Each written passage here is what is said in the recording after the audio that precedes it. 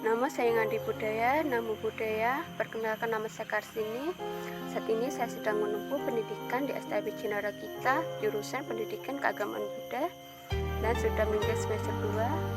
Saya mendapatkan tugas ujian tengah semester untuk membuat video pembelajaran untuk pendidikan keagamaan Buddha, mata kuliah Teknologi Informatika dan Komunikasi yang diapung oleh Bapak Susanto EPD dan Bante Suryanadi. Di video kali ini saya akan menjelaskan tentang Hari Raya Agama Buddha. Hari Raya Agama Buddha yaitu Hari Raya Waisak, Asada, Magha Puja, dan Katina.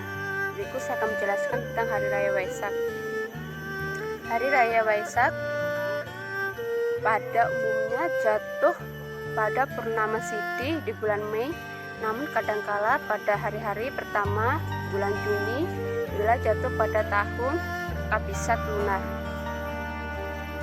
Hari Waisak dijuluki pula Hari Trisuci Waisak karena pada hari itu umat Buddha sedunia memperingati 3 peristiwa agung yang terjadi pada zaman Sang Buddha Gotama lebih dari 2500 tahun yang lalu. 3 peristiwa agung tersebut adalah kelahiran Pangeran Siddhartha.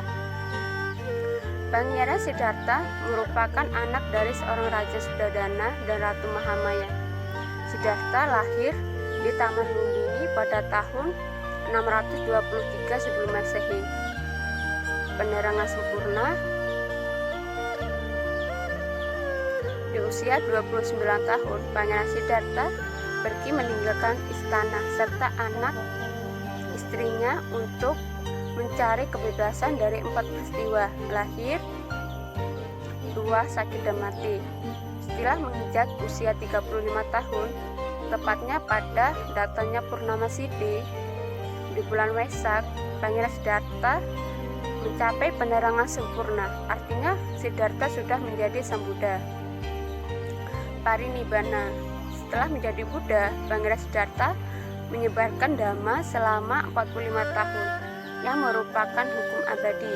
Kemudian beliau wafat saat usianya 80 tahun di Kusinara. Momen itu disebut sebagai parinibbana. Semua makhluk termasuk para dewa serta anggota sangga pun melakukan sujud sebagai bentuk penghormatan yang terakhir kepada Sang Buddha.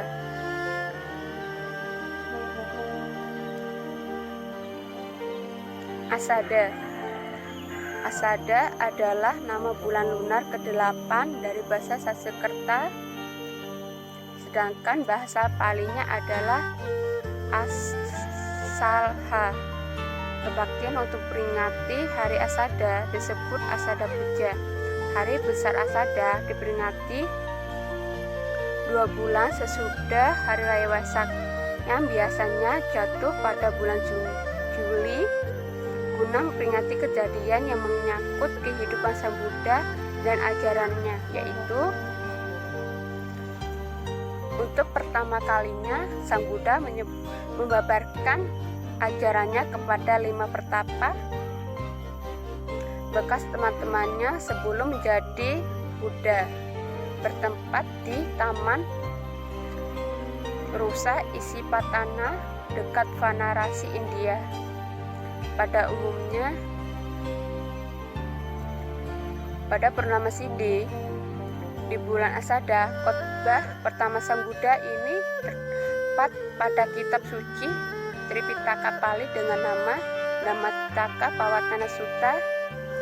Kelima pertapa tersebut adalah Kondana, Badia, Vapa, Mahanama, dan Asaji. Dengan adanya 5 pertapa,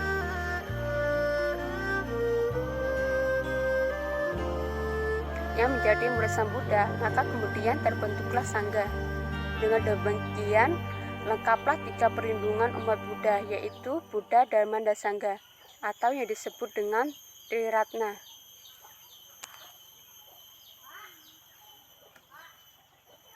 Magha Puja.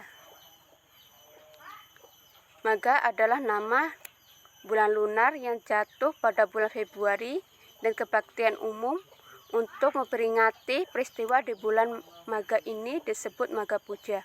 Hari besar Maga yang biasanya jatuh pada purnama sidi bulan Februari atau Maret. Hari besar Maga memperingati suatu peristiwa yang terjadi pada purnama sidi di bulan Maga. Peristiwa tersebut adalah 1250 orang biku datang berkumpul tanpa pemberitahuan terlebih dahulu. Mereka semuanya telah mencapai tingkat kesucian arahat. Mereka semuanya memiliki 6 ambina. Mereka semuanya ditabiskan oleh Sang Buddha dengan ucapan Ehibiku. Peristiwa penting ini dinamakan Caturangga Sanipata, yang berarti pertemuan besar para arahat yang diberkahi dengan 4 faktor, yaitu seperti tersebut di atas.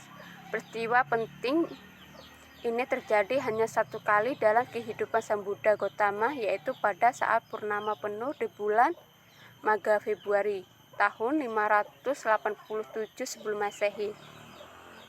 Pada waktu itu 1250 orang biku datang secara serempak pada waktu yang bersamaan tanpa adanya undangan dan perjanjian sebelumnya ke tempat kediaman Sang Buddha di Vihara Veluvena di kota Rajaga. Mereka datang dengan tujuan untuk memberi hormat kepada Sang Buddha. Sekembalinya mereka dari tugas menyebarkan dharma dan melaporkan hasil penyebaran dharma yang telah mereka lakukan tersebut. Para biku yang berkumpul pada peristiwa Maga Puja itu telah mencapai tingkat kesucian yang tertinggi, yaitu arahat. Mereka telah berhasil membasmi semua kilesa atau kekotoran batinnya sampai ke akar-akarnya, sehingga mereka dikatakan telah bersih dari kotoran batin. Mereka tidak mungkin lagi berbuat salah, mereka telah sempurna. Para biku yang berkumpul pada peristiwa Maga Puja itu semuanya ditabiskan oleh Sang Buddha dengan cara Ehibiku Upasampada.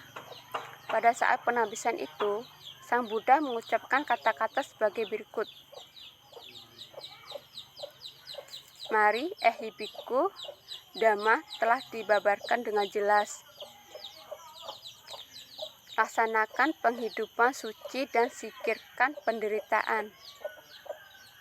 Pada kesempatan agung itu, Sang Buddha menerangkan prinsip-prinsip ajaran yang disebut Osada Patimokkha. Isi dari Osada Patimokkha itu sama dengan syair yang tercantum dalam kitab suci Dhammapada ayat 183, 184 dan 185, yaitu sebagai berikut. Janganlah berbuat kejahatan, berbanyaklah berbuat baik, sucikan hati dan pikiran. Inilah ajaran para Buddha. Kesabaran adalah praktik pertama yang paling tinggi. Nibbanalah yang tertinggi. Begitulah sabda para Buddha.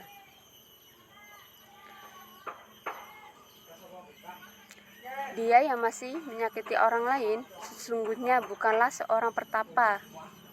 Tidak menghina, tidak menyakiti, mengendalikan diri sesuatu sesuai dengan peraturan, makanlah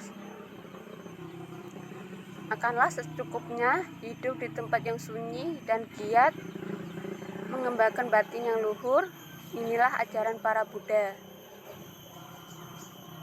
Pada peristiwa suci Maga Puja itu, Sang Buddha juga memberitahukan pengangkatan Arahat Sariputta dan Arahat Moggallana sebagai siswa utama beliau dalam Sangha Bhikkhu. Katina.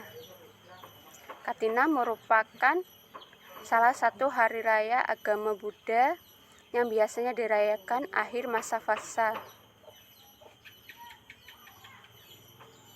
Hari raya Katina ini merupakan penanda bahwa masa fasa yang telah berakhir dan umat Buddha memasuki masa Katina.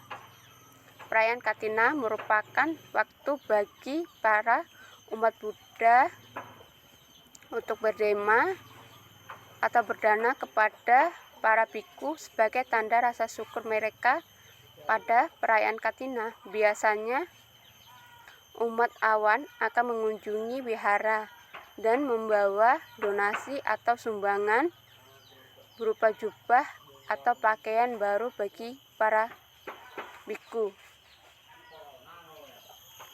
Sekian penjelasan dari saya. Terima kasih. Namo saya Ngadi Buddhaya. Namo Buddhaya.